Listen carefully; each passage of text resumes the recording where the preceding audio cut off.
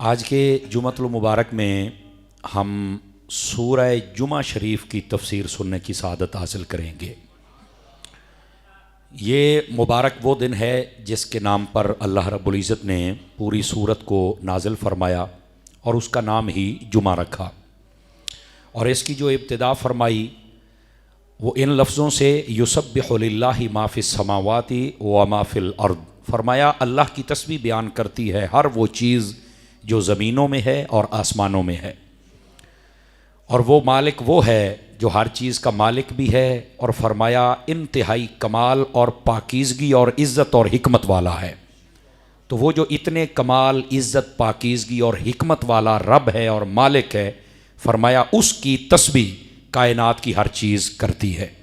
علماء نے فرمایا ہے ہر چیز کو اللہ نے زبان عطا کی ہے، جیسے ہم انسانوں کی زبان ہے، اسی طرح یہ پتھروں کی اپنی زبان ہے، درختوں کی اپنی زبان ہے، اور باقی جملہ جو اشیاء ہیں ان کی اپنی اپنی بولیاں ہیں۔ تو فرمایا وہ اپنی زبان اور بولیوں میں اللہ کی تسبیح بیان کرتے ہیں، اور یہ جو اللہ کی تسبیح بیان کرنا ہوتا ہے یہ بڑی فضیلت والی چیز ہے۔ آپ اس بات سے اندازہ فرمائیں، بخاری شریف کی آخری حدیث پاک وہ یہ ہے، نبی کریم علیہ السلام نے ارشاد فرمایا کلمتان خفیفتان من اللسان، فرمایا کہ دو کلمات ہیں وہ بہت آسانی سے زبان پر چڑھ جاتے ہیں، ثقیلتان علی المیزان، فرمایا کہ وہ قیامت والے دن جب نامہ اعمال میں رکھے جائیں گے تو ان کا وزن بہت زیادہ ہوگا، ہیں ہلکے، زبان پر بڑی آسانی سے جاری ہو جاتے ہیں، لیکن قیامت والے دن ان کا وزن بہت زیادہ ہوگا۔ اور آگے فرمایا حبیبتان الی الرحمن، فرمایا وہ رحمان کو بڑے ہی پسند ہیں دو کلمات۔ تو پوچھا گیا وہ کون کون سے ہیں؟ فرمایا سبحان اللہ و بحمدہ سبحان اللہ العظیم، فرمایا یہ دو کلمات ہیں، یہ اللہ کو بہت پسند ہے۔ تو یہ دونوں کلمات سبحان اللہ سے شروع ہو رہے ہیں، سبحان اللہ و بحمدہ سبحان اللہ العظیم۔ تو یہ جتنا ہو سکے اس ورد کو بھی ضرور کیا کیجئے، کیونکہ یہ زبان پر آسانی سے چڑھ جاتے ہیں، اور قیامت والے دن میزان عمل میں ان کا وزن بہت زیادہ ہوگا، اور اللہ کو یہ بہت زیادہ پسند ہے۔ تو یہ سبح یسبح تسبیح، اس کا مطلب علماء فرماتے ہیں کہ لفظ سبحان کے ساتھ جب اللہ کی تسبیح بیان کی جائے تو اللہ تعالیٰ اس کو بہت زیادہ پسند اور محبوب فرماتا ہے۔ تو اس واسطے جو کوئی زمین و آسمان میں ہے وہ تسبیح کرتے ہیں، تو ہمیں بھی حکم ہے کہ جب باقی ساری چیزیں تسبیح کرتی ہیں تو ہم بھی اپنے رب کی تحمید و تقدیس کو بیان کریں۔ آگے فرمایا هو الذی بعث فی الامیین رسولا، فرمایا وہ رب ہے۔ اب رب اللہ اپنا تعارف کروا رہا ہے کہ میں کون ہوں۔ اللہ فرماتا ہے وہ رب ہے جس نے یہ جو ان پڑھ لوگ تھے ان میں اپنے ایک رسول کو بھیجا ہے، اس سے مراد اہل مکہ ہے، ان میں اپنے رسول کو بھیجا، یتلو علیہم آیاتہ، فرمایا اس رسول کی شان یہ ہے کہ یہ اللہ کی آیتیں ان پر تلاوت فرماتے ہیں، وَيُزَكِّيهِمْ، اور انہیں پاکیزہ کرتے ہیں، ان کے دل، ان کے دماغ، ان کا کردار، ان کی زبان، ان کے جملہ اعمال و افکار، فرمایا ان کو وہ ستھرا کر دیتے ہیں، مزکہ اور مجلہ اور مصفہ فرما دیتے ہیں۔ وَيُعَلِّمُهُمُ الْكِتَابَ وَالْحِكْمَةَ، اور اس نبی کی شان یہ بھی ہے کہ وہ ان کو کتاب یعنی قرآن بھی سکھاتے ہیں، اور حکمت یعنی قرآن کے چھپے ہوئے جو معانی ہیں وہ بھی ان کو سکھاتے ہیں۔ اور اس کے بعد فرمایا وَإِن كَانُوا مِن قَبْلُ لَفِي ضَلَالٍ مُبِينٍ، اگرچہ وہ لوگ جو پہلے تھے یعنی ہمارے محبوب کے آنے سے پہلے، فرمایا اس وقت وہ بڑی کھلی گمراہی میں تھے، لیکن جب حبیب آئے تو آپ نے آ کر قرآن تلاوت فرمایا، انہیں پاکیزہ فرمایا، اور انہیں مزکہ اور مصفہ اور مجلہ فرمایا۔ تو جس کے نصیبوں میں طہارت تھی، ایمان تھا، اللہ نے ان کو بلند شانیں عطا فرمائیں۔ کوئی ابو بکر بن کے ظاہر ہوا، کوئی عمر بن کے ظاہر ہوا، کوئی عثمان و علی بن گئے، اور پھر کوئی عشرہ مبشرہ بن گئے، کوئی بدر والے اور کوئی احد والے، اور جملہ کو دیکھا جائے تو صحابہ کرام کہا جانے لگ گیا۔ تو یہ محبوب پاک صلی اللہ علیہ وآلہ وسلم، اللہ نے اپنا جو تعارف کروایا نا وہ یہ ہے کہ میں وہ ہوں جس نے یہ رسول بھیجا ہے۔ اب آپ اندازہ کریں میرے نبی پاک صلی اللہ علیہ وسلم کا کیا کمال ہے کہ اللہ اپنا تعارف اپنے حبیب کے ساتھ جوڑ کے کروا رہا ہے کہ یہ جو نبی دیکھ رہے ہو نا جن کی یہ شانیں ہیں، جو ان پڑھوں میں آئے اور قرآن بھی پڑھتے ہیں، حکمت بھی سکھاتے ہیں، پاک بھی کرتے ہیں، ان پر آیتیں بھی تلاوت کرتے ہیں، اس محمد کو میں نے بھیجا ہے صلی اللہ علیہ وآلہ وسلم۔ اور پھر فرمایا کہ یہ لوگ پہلے بہت بڑی گمراہی میں تھے، ان کو نکالا ہے تو اللہ تبارک و تعالیٰ نے اس گمراہی سے نکالا ہے۔ اب یہاں پر ایک بات سمجھنے والی ہے، یہ نبی پاک کو بھی امی کہا گیا ہے، ٹھیک ہے، اور ادھر امیین، یہ اہل مکہ کو بھی امی کہا گیا۔ یہ امی کس کو کہتے ہیں؟ امی دراصل اس کے کچھ معنی ہیں، جب اس کی نسبت نبی کی طرف کی جائے گی نا تو پھر اس کا ترجمہ یہ کیا جائے گا کہ امی کا مطلب یہ ہے کہ یہ نہ کسی کتاب کو دیکھ کر پڑھے ہیں، نہ کسی استاد سے پڑھے ہیں، نہ ان کو کسی ماہر نے پڑھایا ہے، لکھنے پڑھنے کے ساتھ ان کا جو دنیاوی سسٹم ہے اس کے ساتھ تعلق ہی نہیں ہے۔ اس کا کیا مطلب ہے؟ اس کا مطلب یہ نہ کتاب کے محتاج ہیں، نہ قلم کے محتاج ہیں، نہ استاد کے محتاج ہیں، نہ تربیت کے محتاج ہیں۔ کیوں؟ فرمایا جب امی نبی کو کہا جائے تو اس کا مطلب ہوتا ہے یہ دنیا کا محتاج نہیں ہے، اس کو تو رب نے پڑھا کے بھیجا ہوا ہے، اس کا یہ مطلب ہوتا ہے۔ اچھا، بعض لوگ یہاں پر یہ ترجمہ کرتے ہیں کہ نبی امی ہے تو اس کا مطلب ہے نبی ان پڑھ ہے۔ استغفر اللہ ثم استغفر۔ اور جاہلو، تمہیں شرم نہیں آتی کہ نبی کو ان پڑھ کہتے ہو؟ اگر نبی ان پڑھ ہے تو اللہ اس آیت میں کیا فرما رہا ہے؟ اللہ فرماتا ہے یتلو علیہم آیاتہ، وہ آیتیں تلاوت کرتا ہے۔ ان پڑھ تلاوت کر سکتا ہے؟ تو پھر آپ کو سمجھ نہیں آئی نبی کے بارے میں ترجمہ کیا کرنا ہے، آپ کو سمجھ نہیں آئی۔ اور آگے فرمایا وَيُعَلِّمُهُمُ الْكِتَابَ وَالْحِكْمَةَ، وہ کتاب و حکمت کی تعلیم دیتا ہے، معلم بنتا ہے۔ معلم ان پڑھ ہوتا ہے؟ یہی بات سمجھا رہا ہوں۔ تو یہی اہل سنت اور باقی فرقوں کے درمیان ایک فرق ہے کہ ہم جب بھی بات کرتے ہیں ہم ادب والی بات کرتے ہیں، بے لگامے نہیں ہوتے، بے مہارے نہیں ہوتے۔ ہمیں پتہ ہے کہ یہ لفظ جب نبی کے لیے بولا جائے گا تو پھر ترجمہ یہ نہیں ہو سکتا جو عام لوگوں کے لیے کہ یہ ان پڑھ، نہیں، غلط بات ہے، خلاص۔ یہ عام لوگ ہوتے ہیں جن کو امی جب کہا جائے تو مطلب یہ ہوتا ہے کہ یہ کسی سے پڑھے نہیں، ان کو لکھنا نہیں آتا، یہ ان پڑھ ہے، ان کو کوئی استاد نہیں ہے۔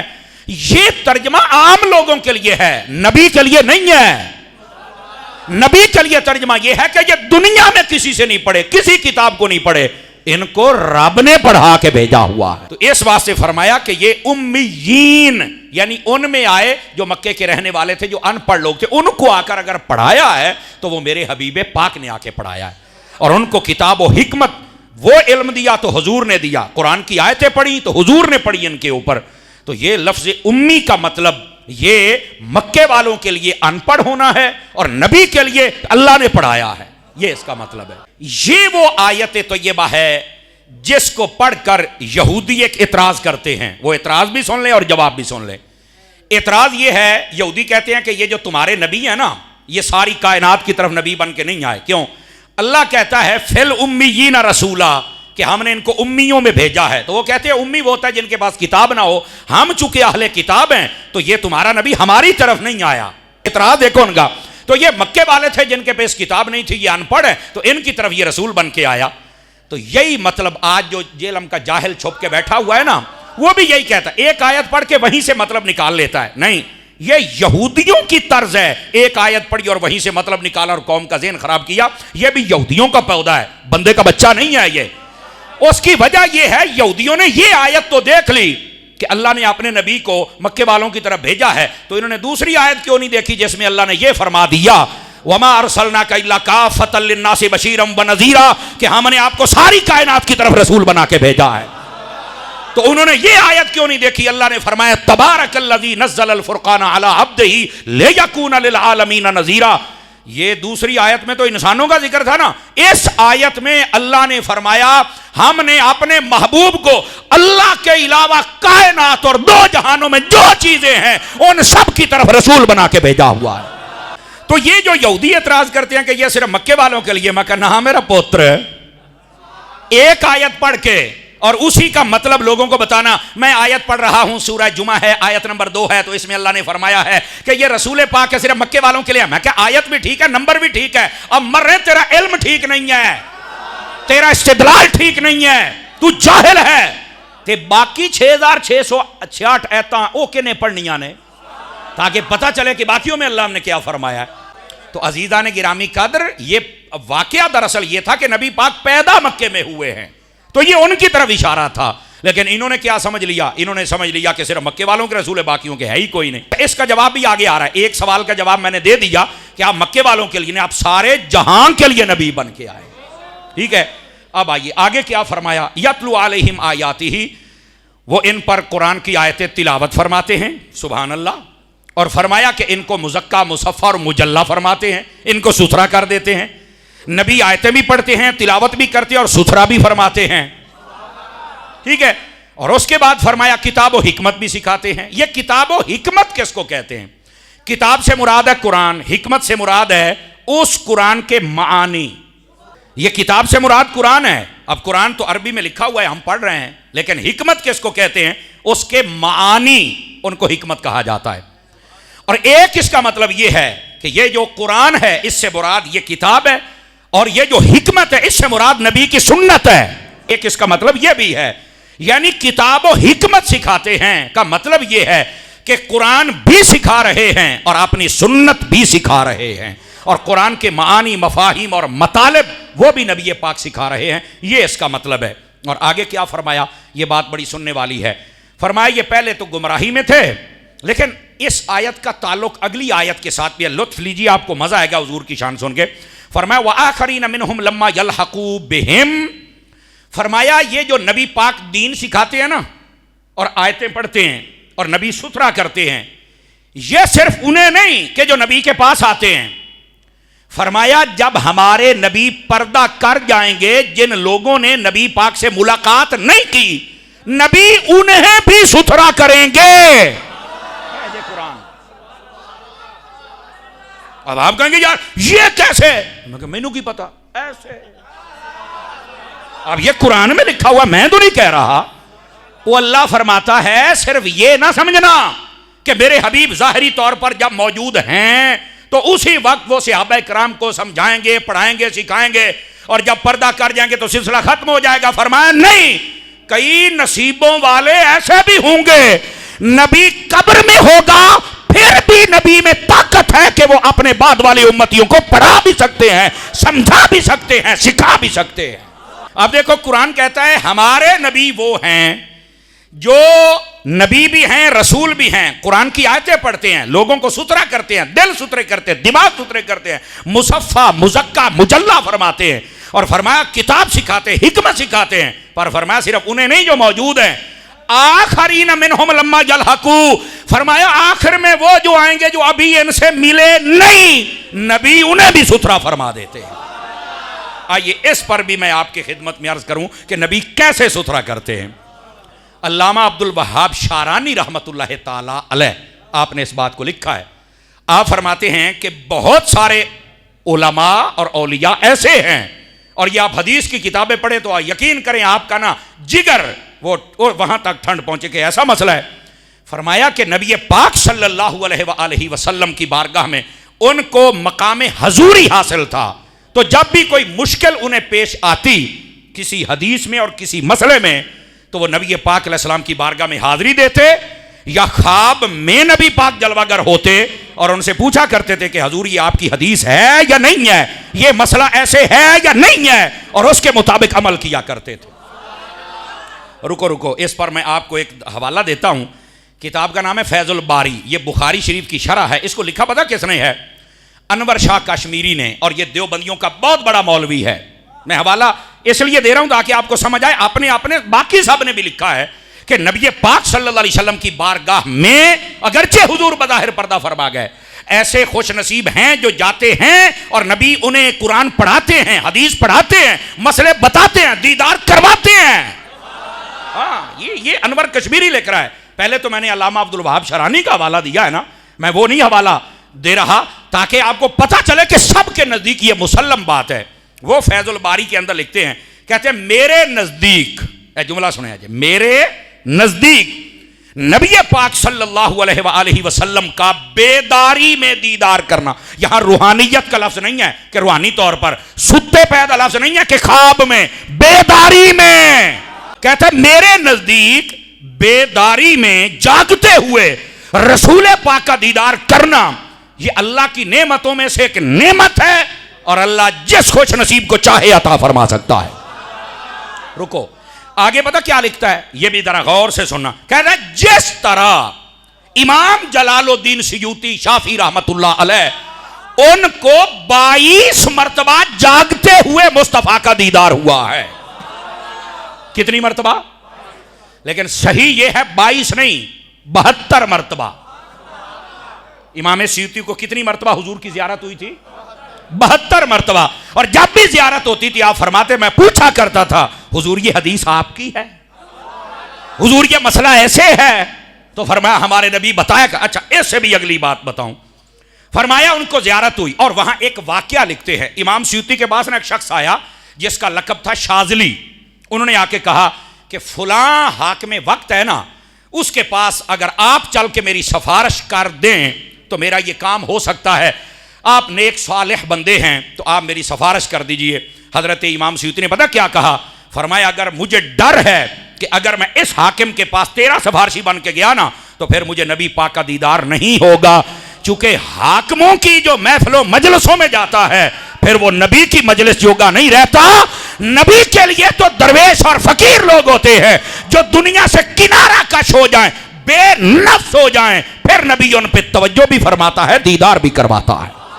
اور وہیں پر اس نے بھی علامہ عبد الوہاب شارانی رحمت اللہ علیہ کا حوالہ دیا. انور کشمیری نے کہتا جی علامہ شارانی نے بھی بیداری میں رسول اللہ کی زیارت کی اور اپنے 8 دوستوں سمیت نبی پاک سے صحیح بخاری پڑھی تھی. یہ اپنی کتاب فیض الباری میں لکھ رہا ہے.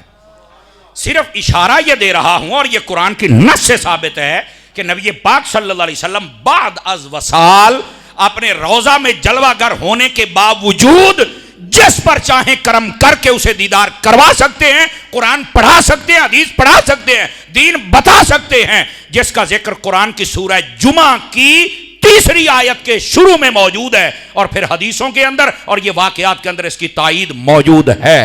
فرمایا یہ ہمارے حبیب پاک صلی اللہ علیہ وآلہ وسلم یہ وہ ہیں کہ جو قرآن پڑھاتے ہیں, آیتیں تلاوت کرتے ہیں, لوگوں کو ستھرا کرتے ہیں, کتاب سکھاتے ہیں, حکمت سکھاتے ہیں.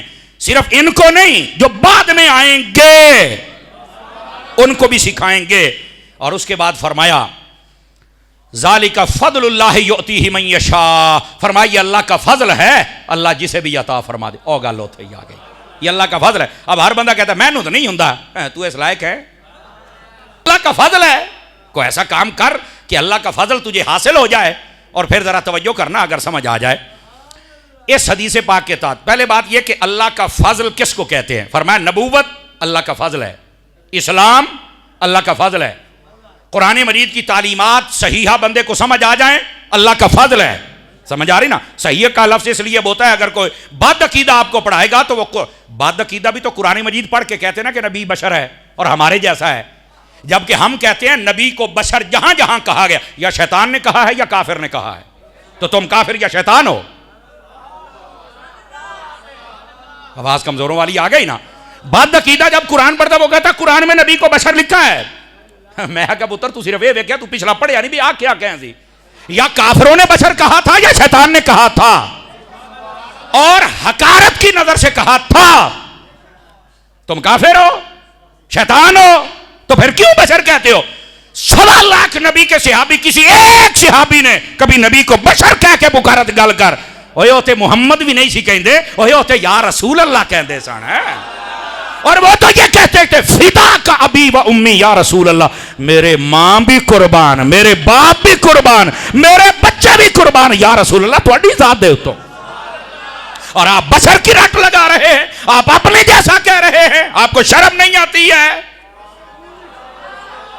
پھر کہتے ہیں مولوی صاحب جذباتی ہو جاتے ہیں, حضور واسطے نہیں ہونا تو مور ساڈا بڈ مرن دا مقام ہے. ہم آپ کو سمجھائیں گے کہ مسلمان ہوتا کیسا ہے. سب سے اولا ہو آلہ, سب سے بالا ہو آلہ, سب اونچوں سے اونچا ہے اس اونچے سے اونچا. اب میری نگاہوں میں جچتا نہیں کوئی, جیسے ہے میرے آقا ویسا نہیں اللہ کے فضل سے مراد نبوت بھی ہے، رسالت بھی ہے، اسلام بھی ہے، قرآن بھی ہے، اس سے مراد زہد بھی ہے، تقوی بھی ہے، 5 نمازیں بھی ہیں، دینداری بھی ہے، روزہ بھی ہے، نیکیاں بھی ہیں، اور اس سے مراد رزق حلال بھی ہے، اور اس سے مراد اجر و ثواب بھی ہے۔ اللہ فرماتا میرا فضل ہے، میں جس کو چاہوں عطا کر دوں۔ یہ جتنی چیزیں اللہ کا فضل ہیں۔ اب اس کے تحت ایک حدیث ہے، ذرا غور سے سنیے، آپ کو مزہ آئے۔ نبی پاک علیہ السلام کی خدمت کے اندر نا چاند ایک صحابہ کرام آئے جو بالکل مالی اعتبار سے کمزور تھے۔ انہوں نے آ کے کہا یا رسول اللہ صلی اللہ علیہ وسلم، گزارش یہ ہے ہم بھی نماز پڑھتے ہیں اور اہل ثروت امیر لوگ یہ بھی نمازیں پڑھتے ہیں۔ کہا بالکل ٹھیک ہو گیا۔ فرمایا حضور ہم بھی روزے رکھتے ہیں یہ بھی رکھتے ہیں۔ فرمایا بالکل ایسے ہی ہے۔ حضور ہم بھی حج کرتے ہیں یہ بھی حج کرتے ہیں۔ فرمایا بالکل ایسے ہی ہے۔ حضور ایک مسئلہ ہے جو ہمارے دل میں ہے، اگر مہربانی کریں تو کوئی شفقت ہو سکتی؟ فرمایا کیجئے، بیان کیجئے۔ کہا حضور یہ نا صدقہ، خیرات، زکوٰۃ بہت دیتے ہیں اور اس کا بڑا ثواب ہے، ہم ہیں غریب، ہم دے نہیں سکتے۔ حضور ہن دسو اسی کیڑے پاسے جائیے؟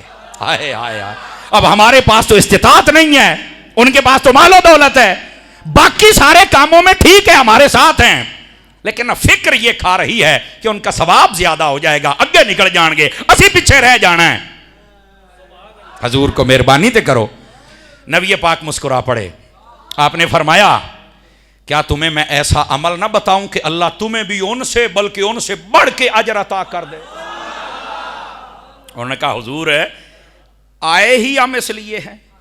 نبی پاک علیہ السلام نے فرمایا سنو پھر بات یہ ہے، فرمایا جب بھی نماز پڑھنا، ہر فرض نماز کے بعد 33 مرتبہ الحمدللہ، 33 مرتبہ سبحان اللہ اور 34 مرتبہ اللہ اکبر، یہ پڑھ لینا۔ جتنا اللہ ان صدقہ و خیرات دینے والوں کو ثواب دیتا ہے، اللہ تمہیں بھی اتنا عطا فرما دے گا۔ یہ تسبیح فاطمہ بھی ہے کہ جب حضرت سیدہ کائنات رضی اللہ تعالی عنہا، آپ نے حضور کی خدمت میں عرض کی حضور گھر کے کام کر کے میں تھک جاتی ہوں اور مجھے پتہ چلا ہے آپ کے پاس کنیزیں، غلام اور خادم آئے ہوئے ہیں، تو کوئی کنیز مجھے بھی دے دیجئے، میرے گھر کے کام وہ کر دے۔ نبی پاک نے فرمایا سب کو دیے جائیں گے، لیکن فاطمہ آپ کو ایک وظیفہ دیا جائے گا۔ اب بظاہر تو یہ لگتا ہے نبی پاک نے اپنی بیٹی کو نہیں یہ دیا غلام یا خادم یا کنیز، تو اس کا کیا مطلب ہے؟ اس کا مطلب یہ نبی پاک بتانا چاہتے ہیں کہ اگر میں محمد کی بیٹی اپنے ہاتھوں سے کام کر سکتی ہے نا، تو تم بھی اپنی بیٹیوں کو کہنا اپنے ہاتھوں سے کام کرے۔ اگر میں نے آج اپنی بیٹیوں کو خادمہ دے دی تو پھر لوگ گھروں میں کنیزیں، خادمہ، نوکرانی رکھیں گے۔ نبی پاک صلی اللہ اور بالخصوص یہ سادات گھرانہ اور سیدہ کائنات، فرمایا نہیں بیٹا ہم نے نا اللہ سے اجر لینا ہے اور آپ اپنے ہاتھوں سے کام کریں جتنا کرنا ہے۔ بابا جی پھر میں تھک جاتی ہوں، اس کا علاج کیا ہے؟ فرمایا ہر نماز کے بعد 33 مرتبہ الحمدللہ، 33 مرتبہ سبحان اللہ اور 34 مرتبہ اللہ اکبر، یہ پڑھ لینا، اللہ تعالیٰ تیری تھکن دور فرما دے گا۔ سمجھ آ رہی ہے میری بات کی؟ باقی سب کو عطا کیے، جتنے آئے جو مناسب تھے، جس جس کو دینا تھا دے دیا، اپنی بیٹی کو نہیں عطا فرمایا۔ فرمایا گھروں کے کام کرتے بیٹیاں اچھی لگتی ہیں، اگر ملکہ جنت ہو کے گھر کا کام کر سکتی ہے، ہماری بیٹیاں کیوں نہیں کر سکتی ہیں؟ اور پھر کئی ایسے مجھے پتا چلا ہے پیر ایسے ہیں جن کے پاس یہ جاہل لوگ، ناراض نہ ہونا، جاہل لوگ اپنی بیٹیاں چھوڑ کے آتے ہیں، بیٹے پکے پکے درباراں تے چھڑے ہونے، اے پیراں دا خادم ہے تے ساڈی دھی ہے، اے لنگر ہی دتی ہوئی ہے، اور تجھے شرم نہیں آتی؟ اور اس پیر کو شرم نہیں آتی جس نے لنگر میں اس کو وصول کیا ہوا ہے؟ جیڑا لنگر نبی نے دیتا ہے او لو۔ نبی پاک نے اپنی بیٹی سے فرمایا اپنا کام خود کرنا ہے، نماز پڑھنی ہے اور بعد میں تسبیح کرنی ہے۔ لوگوں کی بہن بیٹیاں جوان اپنے گھروں میں رکھ کر اور پھر جناب لنگر میں پیش کی ہوئی ہیں۔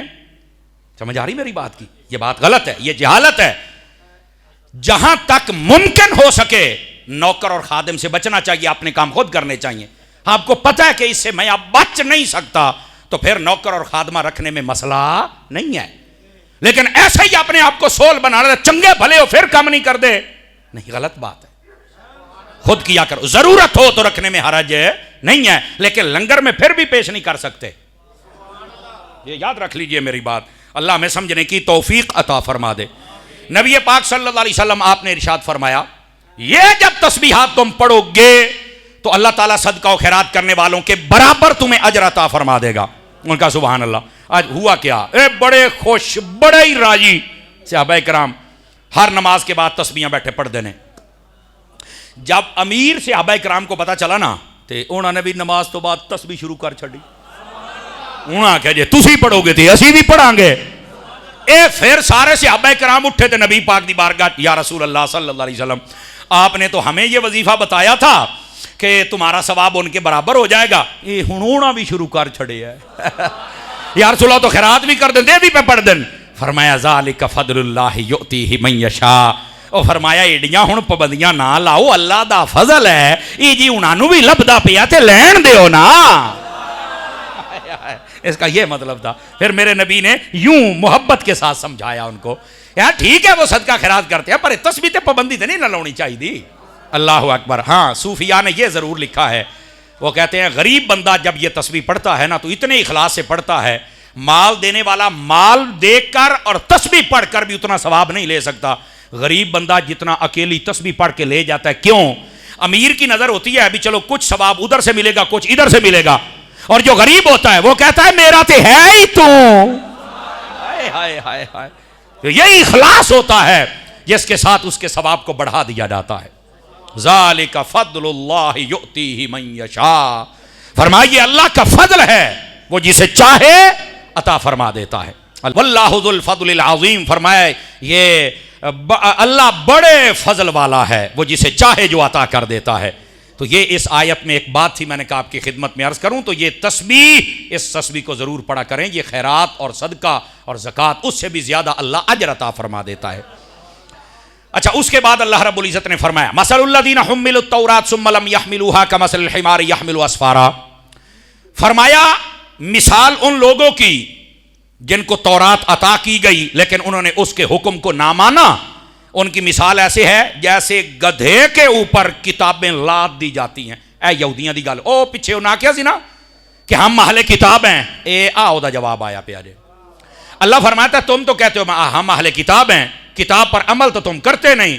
کتاب اگرچہ تمہارے پاس ہے، تمہاری مثال ایسے جیسے کھوتے تے کتاباں لدی ہوئی نے، کھوتے پر کتابیں لدی، عمل تو وہ کرتا نہیں، رہا تو کھوتے دا کھوتا ہے۔ بس اوقات ہمیں کہتے ہیں تھوڑی ہاتھ تھوڑا رکھیا کرو، تو میں کہ اللہ نے کیوں نہیں رکھیا؟ وہ بس اوقات ہنجدہ جواب تکڑا دینا چاہیے، اگلا بے ہی رہے۔ اے کئی بندے کو زیادہ ہی صوفی ٹیپ ہوں نا، اے دروئی خدا دیا تھوڑی جی غیرت ہی رکھو اپنے اندر۔ اللہ فرماتا ہے کہ تمہارے پاس کتاب ہے لیکن نہ تم عمل کرتے ہو، نہ اس کا معنی بیان کرتے ہو۔ اس کتاب میں میرے نبی کی شانیں ہیں، نہ وہ بیان کرتے ہو، نہ اس کے مطابق زندگی بسر کرتے ہو، نہ اس کے مطابق لوگوں کی اصلاح کرتے ہو، اور کہتے ہو ہم اہل کتاب ہیں، اور تواڈے تے کھوتے تے فرق ہی کوئی نہیں۔ وہ دے اتے کتاباں لدیاں ہون تے کتاب اتے تھلے کھوتا ہے، اسی پاس ہاتھ تیرے میں تورات ہے ویسے تو کھوتا ہے، دھوڑ کٹ کے رکھ دیتی۔ اس آیت میں توجہ ہے، میں نے کیا کہا؟ اس آیت میں تین طرح سے اللہ نے رد کیا یہودیوں کا۔ پہلا رد یہ تھا کہ یہودی یہ کہہ رہے تھے کہ یہ جو مسلمانوں کے نبی ہیں نا یہ صرف مکے والوں کے لیے ہیں۔ اللہ رب العزت نے فرمایا نہیں، مکے والوں کے لیے نہیں ہے، یہ پورے کائنات کے لیے نبی بن کے آئے، ان کا رد کر دیا گیا۔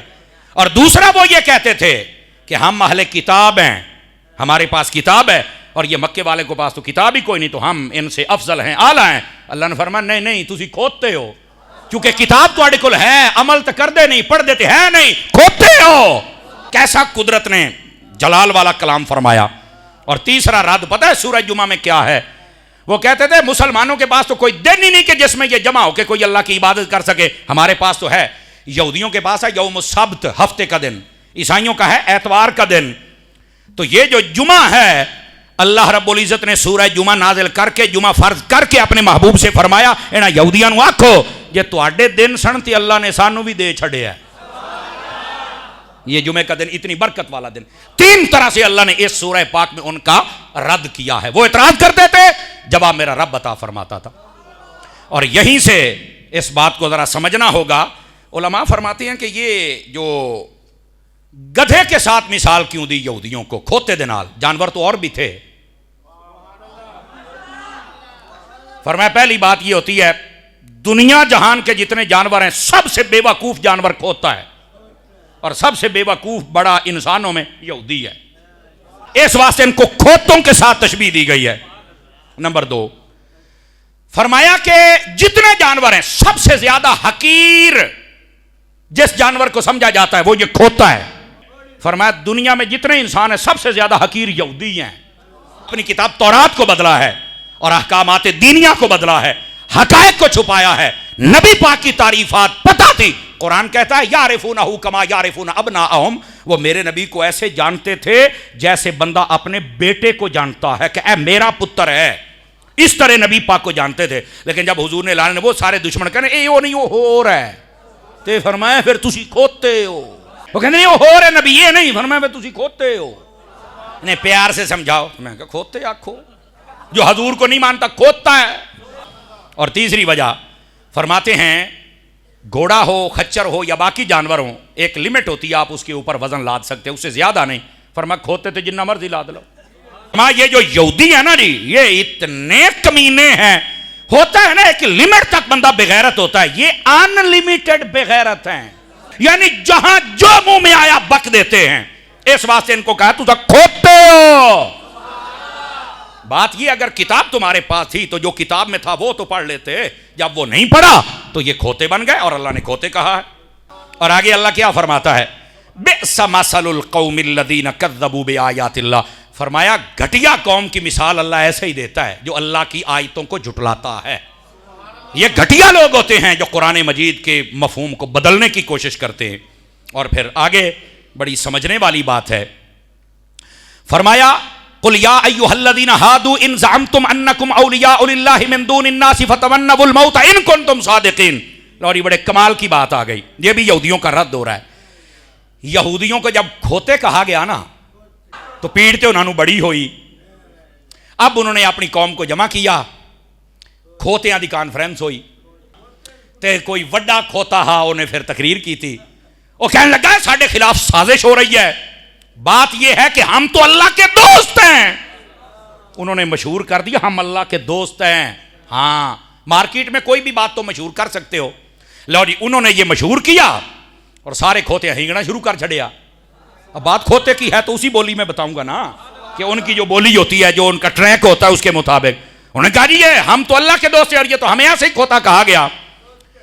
اللہ نے آگے سے کیا فرمایا اگر تمہارا یہ دعویٰ ہے کہ یہودیوں تم اللہ کے دوست ہو، فرمایا پھر تمہیں کھوتے کہا گیا، تہاڈی بےزتی ہوندی پئی ہے، لعنتاں پیندیاں پیاں نے، تانوں کوئی ٹکن نہیں دیندا۔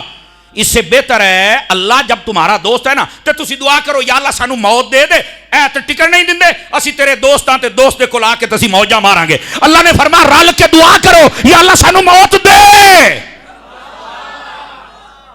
اے کرو دعا۔ اور آگے پتہ کیا کیا ہے وَلَا يَتَمَنَّوْنَهُ أَبَدًا، فرمایا تم کبھی یہ دعا نہیں کر سکتے، کیوں؟ بِمَا قَدَّمَتْ أَيْدِيهِمْ، تمہیں پتا ہے کہ تمہارے کرتوت کتنے گندے ہیں، وَاللَّهُ عَلِيمٌ بِالظَّالِمِينَ، اللہ ظالموں کو جانتا ہے۔ تم یہ دعا نہیں کر، آج بھی یہودی موت کی دعا نہیں کر سکتا۔ اور حضرت جنید بغدادی نے فرمایا او لوگو جو اللہ اور اس کے رسول سے پیار کرتا ہے قسم خدا کی موت تو موت رہی وہ قیامت سے نہیں ڈرتا۔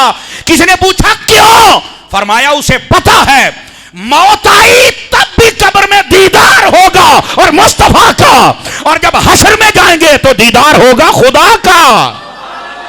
کہا پھر وہ ڈرتا نہیں ہے، وہ دعائیں کرتا ہے کہ مجھے جلدی موت آ جائے اور میں مصطفیٰ کا دیدار بھی کر لوں، میں خدا کا دیدار بھی کر لوں۔ اور سنو یہاں پر روح البیان کے اندر ایک اور بات لکھی ہوئی ہے، سنا دوں جاگ دے بیٹھی ہو تو۔ فرمایا ایک بادشاہ تھا، اس نے ایک دن سنیا جی ذرا یہ روایت جو بیان کر رہا ہوں یہ روح البیان میں موجود ہے اور اسی آیت کے تحت موجود ہے، سورہ جمعہ کی تفسیر میں موجود ہے۔ بادشاہ نے کہا جی آج میرے لیے سواریاں تیار کی جائیں، آج میں ذرا وزٹ کروں گا اپنے ملک کا۔ وہ باہر نکلا، لوگوں نے استقبال کیتا، پھول سٹے، سواریاں تیار، بگیاں تیار، گھوڑے تو جناب بہت لش پش۔ وہ نہ تکبر میں آ گیا، انہیں کہا ہیں میں تو اندر ہی بیٹھا رہنے، باہر ہے ڈٹور ہوں ہے۔ یہ جو پروٹوکول کا نشہ ہے نا یہ بندے کو فرعون بناتا ہے۔ آپ یقین کریں بیرون ملک چل کے دیکھ لیں, وزیر اعظموں کو ہم نے سائیکلوں پہ دیکھا ہے. چائنا جاپان دا وزیر اعظم سائیکل تے آمدا جاندا جی, سائیکل تے, او سکوٹر نہیں. اور ایتھے ملک مقروض ہے, مر گئے رڑ گئے, سود تے ملک چلدا پیا ہے. پروٹوکول او جی 76 کروڑ دی گڈی لئی ہے, 4 کروڑ دا ایک ٹائر ہے. کیا بدماشیاں چل رہی ہیں, کوئی پوچھنے والا نہیں. یہ ہوتے ہیں فرعون, چھوٹے چھوٹے فرعون, ڈالے ہیں, ہوٹر چل رہے ہیں, چھڑ دے ہٹ جاؤ, فلانا آ گیا ہے. بچنا تو پڑے گا حضرت صاحب, بچنا پڑے گا. اور یقین کیجئے ہمارے علماء فرماتے ہیں کہ جب محفلوں میں جائے نا, ہم بھی جب جاتے ہیں, او کھڑے ہو جاؤ, حضرت صاحب آگئے, نعرے لاؤ, پھل سٹو. ہمارے پیر صاحب فرماتے ہیں اس سے بھی بچا کرو, نفس چوڑا ہوتا ہے. یقین اللہ تے کرو, کئی مرتبہ مطلب ہم اپنے آپ کو سنبھالنے میں بہت ناکام رہتے ہیں, یقین فرمائیے. اور اسی طرح یعنی بڑا عجیب مسئلہ ہوتا ہے, بار بار استغفر اللہ پڑھنا پڑتا ہے. بھئی تو چوڑا نہ ہو, اپنی اوقات سمجھ. ایک گندے پانی دا تو قطرہ ہے, ٹھیک ہے تیرے نعرے لگ دے پین, پھول سٹین دے پین, تینوں استقبال کیتا تے دا مطلب ہے نہیں کہ فرعون بن جا, تو چوڑا بن جا, بھی تیرے تو بد ہے ہی کوئی نہیں. سمجھ آ رہی میری بات کی؟ اللہ ہمیں محفوظ فرما لے, یقین کیجیے اللہ ہمیں محفوظ فرما لے. اللہ اکبر, اللہ تکبر سے بچائے. وہ جناب اس نے اتنا ہجوم دیکھا تو اس کا تکبر بڑھتا ہی گیا جناب, کسی کی بات نہیں سن رہا تھا. ایک سادہ سا بندہ آیا, یہ روح البیان میں لکھا ہوا ہے, اس نے لگام پکڑی گھوڑے کی اور کہتا ہے اے بادشاہ میری بات سن. صاحب نے کہا ہٹ جا, انہوں نے کہا ہٹ جا پیچھے کو میرے نیڑے. سارے ڈر گئے, اس میں دہشت ایسی تھی, سارے ڈر گئے یار کون اتنا جرت والا بندہ ہے. انہوں نے کہا بادشاہ میری گل سن, کہتا چل پرے. آ گیا مسکین میرے گھوڑے دی لگام پڑن, گل سن دا بچہ, ہٹ جا پیچھے. انہوں نے کہا تینوں گل سننی پینی ہے. اس کی آواز میں روب ایسا تھا, انہوں نے کہا اے بندہ میری جان نہ چھڑدا اس کو. انہوں نے کہا دس کی گل ہے. انہوں نے کہا کانورے کر. انہوں نے کہا نہیں میں کر. انہوں نے کہا تلے کر. گھوڑے نے جو چھکیا نا تو گھوڑا بھی جناب علی ڈر گیا. اس نے کہا مینوں تھلے لا ہوئے دی گل سنا, کیڑا بندہ اج گاٹے فٹ ہو گیا ہے. تھلے لا کے کانوراں کر, کانوراں کر کے پتہ کی کہندا ہے, کہندا میں ملک الموت تیاری کر لے. وہ کہندا تھوڑی جی مہلت. اس نے کہا نہ سونے مہلت کوئی نہیں. وہیں پر اس نے روح کھینچی اور ایسے گرا جیسے لکڑی کٹ کے اوپر سے نیچے گرتی ہے, تھلے ڈگ گیا تو مریا پہ ہے. وہی ملک الموت, یہ اسی روایت ابھی ختم نہیں ہوئی. وہ گیا دوسرے بندے کے پاس جو نیک تھا, صالح تھا, تکبر سے خالی تھا, نہ ظلم کرتا تھا, نہ بربریت تھی, نہ شراب تھی, نہ بدکاری تھی, نہ قتل و غارت, کچھ نہیں تھا, نیک اور صالح بندہ تھا. اس کے پاس پہنچا, السلام علیکم. اس نے کہا وعلیکم السلام. اس نے کہا ایک بات کرنی ہے. فرمایا کیجئے. کس کا پیغام لائے ہو؟ اللہ کا. کہندا ہائے اوے جلدی سنا, ہائے ہائے اللہ دا, اوے جلدی سنا. انہیں آکھیا جناب میں تیری روح قبض کرنا آیا. تے فوراً کہندا ہے یار میں تو بڑے دنوں دا انتظار کرنا, ہوئے جلدی کر, اوے میری روح قبض ہوئے گی تو مصطفیٰ دا دیدار ہوئے گا نا, اوے جلدی کر. ایک منٹ. اس نے کہا جناب وہ نہیں اینج نہیں, وہ یار تیرا خصوصی پروٹوکول ہے, تیری عزت ہے اس رب دی بارگاہ. اللہ نے فرمایا جاندیا موت نہ دیویں, میرے بندے نو موت دا دس کے نہ تے انہوں پوچھیں بے تیری کی صلاح ہے, کیویں مرنا چاہنا ہے. صدقے جاؤں بھائی, صدقے جاؤں, کیسے مرنا چاہتے ہو, تیری چاہت کیا ہے. تو وہ روح پڑا. اس نے کہا واقعی اللہ نے کہا بالکل. اس نے کہا میرے بندے سے پوچھ کیسے مرنا چاہتا ہے. کہہ رہا مہلت دے گا. کیا دیواں گے سرکار, دیواں گے, یہی تواڈے واسطے. اس نے کہا پھر مجھے وضو کرنے دے, میں 2 رکعت نماز نفل پڑھتا ہوں, جب سجدے میں جاؤں تو روح قبض کرنا. مینوں مرن دی چاس آوے, سائیاں نوں پوچھن دی بھی چاس آوے نا. تکبر والوں کا یہ حال ہے, اللہ والوں کا یہ حال ہے. اجے کہندا بابے شاہی کوئی نہیں, جا پراں بابے شاہی کوئی نہیں. ہمیں موضوع مکمل کرنا ہوتا ہے, ورنہ تیری دماغ وہ بھٹی پہنچا نا جڑی کدی کسے نہیں پہنچی. ٹھیک ہے, جزاک اللہ, اللہ آپ کو برکت عطا فرمائے. بہت شکریہ جی. اب بات ہے بڑی سمجھنے والی آگے بھی. اچھا یہاں ایک سوال پیدا ہوتا ہے, موت کی تمنا کرنی چاہیے یا نہیں کرنی چاہیے, یہ ایک سوال ہے. تو اب اس کا جواب سن لیجئے. لوگوں سے تنگ آ کے, حالات سے تنگ آ کے, موت کی تمنا آپ نہیں کر سکتے. اور اگر آپ کے دل میں یہ ہو کہ یار مر کے ہی دیدار ہوگا, اور یہ کہے کہ یا اللہ مینوں مطلب میں تیرے تے راضی ہاں, پر موت آوے تے تو بھی راضی ہوویں تے تیرا حبیب بھی راضی ہووے تے مینوں ہنے مار, پھر جائز ہے. حالات سے نہیں ڈرنا, کوئی نہیں, اچے نیویں آندے رہندے نے, لوگوں سے نہیں, اچے نیویں حالات آندے رہندے نے, کوئی مسئلہ نہیں. لیکن اگر اللہ کے دیدار کی تڑپ ہے, حدیث شریف میں ہے جو اللہ کے دیدار کی تڑپ رکھتا ہے, اللہ بھی فرماتا ہے یہ ہمارا دیدار کرنا چاہتا ہے, اس کو ہم کروائیں گے. اور جو اللہ کے دیدار اور اللہ کے ملاقات کی تڑپ نہیں رکھتا, اللہ فرماتا ہے یہ ساڈے نال سروکار نہیں تے سانو اے دے نال بھی نہیں. تو اگر آپ کی نیت یہ ہو کہ ہمیں حضور کا دیدار ہوگا اور رب کی رضا ملے گی, تو پھر آپ کہہ سکتے ہیں یہ یعنی محتاط کلمات, یا اللہ موت دے پر ہووے ہو جے دے تو بھی راضی ہو میں تیرا یار بھی راضی ہووے, یہ دعا آپ کر سکتے ہیں. یا اللہ حالات کو نہیں میں موت دے دے, میں خودکشی کرتا پیا, میں زہر کھاندا پیا, پیرا بہن تیرا چبڑ جان دی کیڑے کمی پہ گیا تو, اپنے آپ کو نیک بنا لے, مسئلہ ختم ہو جائے گا. کتے دی موت مرنا زہر کھا کے اپنے آپ نے گولی مار کے, تے سجدے دے وچ رکھ کے کیوں نہیں مردا؟ سمجھ آ رہی ہے حضرات؟ تو یہ اصل بات ہے. بلکہ نبی پاک صلی اللہ علیہ وسلم, آپ کی ایک اور حدیث سنیے آپ کو سمجھ آئے کہ موت کے بارے میں کیا کہنا چاہیے. فرمایا لوگوں موت کی کبھی تمنا نہ کرنا. یہ جو معاملات ہوتے ہیں ان کی وجہ میں مر جاواں تو ٹھیک ہے, تو میں کئی بندے یہ بوڑھے بیٹھے اپنی اولاد سے, او یار میں مر جاواں, میں تو اپنی اولاد تو بڑا تنگ ہاں, جمی کیوں سی تے جے جاملے سی تو کرنا تربیت, حوصلہ کر, خیر ہے میں دل چھڈی بیٹھے ہو تو ابا ہے, کو طریقہ کار کے مطابق زندگی بسر کر یار. اور پھر اگلی بات نبی پاک نے فرمایا موت کی کبھی تمنا نہ کرنا. حضور کیوں؟ فرمایا اگر تو تم نیک ہو تو جتنی اللہ زندگی دے گا تمہاری نیکیاں بڑھتی جائیں گی, اور اگر تم برے ہو تو فرمایا ہو سکتا ہے کوئی ایسا ٹائم آ جائے اللہ تمہیں توبہ کی توفیق عطا کر دے اور تمہاری موت توبہ پہ ہو جائے. یہ میرے نبی کی حدیث ہے. تو فرمایا اس واسطے موت کی تمنا نہ کر. بات اوتھے ہی آ گئی, موت منگنی ہے تے مانگ, باری تعالیٰ مینوں جس لئے موت دے میں تیار ہاں, میں راضی ہاں تیرے تے, پر موت دے تو بھی راضی ہو جائے, تیرا حبیب بھی راضی ہو جائے. یہ شرط لگا کے دعا کر, جائز ہے, مسئلہ ہی نہیں ہے. انڈرسٹینڈ, بات سمجھ آ گئی آپ حضرات کو؟ میرے عزیز میرے پیارے بھائی, تو یہ جو کافر لوگ تھے ان سے فرمایا گیا کہ تم یہ نہیں دعا کر سکتے, اور وہ کرتے بھی نہیں. اور جو مسلمان تھے, آپ جنگ احد کا واقعہ پڑھ لیں. ایک صحابی تھے, وہ جب جنگ احد میں شہید ہوا, میں ذمہ داری سے بات عرض کر رہا ہوں, اچانک میرے ذہن میں بات آ گئی, نام میرے ذہن میں نہیں ہے, غالباً حضرت زید بن ثابت انصاری ہوگا غالباً. جب وہ شہید ہوئے نا تو ان کی جو لاش مبارک تھی جس میں اقدس تھا, اس کو اٹھا کے جب مدینے کی طرف لانے لگے, اونٹ اٹھتا ہی نہیں تھا, اونٹ چلتا ہی نہیں تھا. میں بتا رہا ہوں موت کی تمنا کیسے کرتے تھے وہ.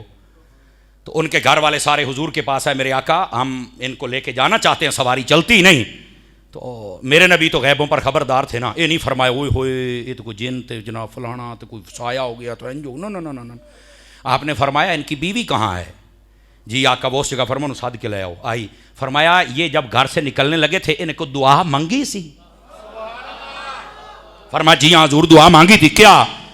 یار انہیں آخیا سی یا اللہ میں تیرے حبیب دے نال جاندا پیاں جنگ تے, میں واپس مدینے نہیں آنا, جتھے جاواں میں شہید ہو جاواں. فرمایا جی قبول ہو گئی ہے, اے دی ہوں لاش بھی مدینے نہیں جانی, ایتھے ہی رہنے. حالانکہ مدینہ وہاں سے پیدل صرف 15 منٹ کا سفر ہے. دور سے نبی پاک کے مینار نظر آتے, اللہ کی قسم وہاں سے مینار نظر آتے. پیدل 10 سے 12 منٹ, حد 15 منٹ لگتے ہیں, چلو آدھا گھنٹہ لا لو تسی. سامنے بالکل نبی پاک کا روزہ نظر آتا ہے, اتھوں تک واپس نہیں آیا. کیوں؟ فرمایا اس نے دعا جڑی کیتی سی نا بھی میں مدینے نہیں آنا, ہو گئی قبول. اور اس نے میں شہید ہونا ہے, ہو گیا ہے. فرمایا یہیں پر دفن کر دیا جائے. وہ یوں موت کی تمنا کرتے تھے. کون سی؟ یا اللہ شہادت والی موت دے. کیا مطلب؟ اپنے رضا والی موت عطا کر. اور یہی میں عرض کر رہا ہوں.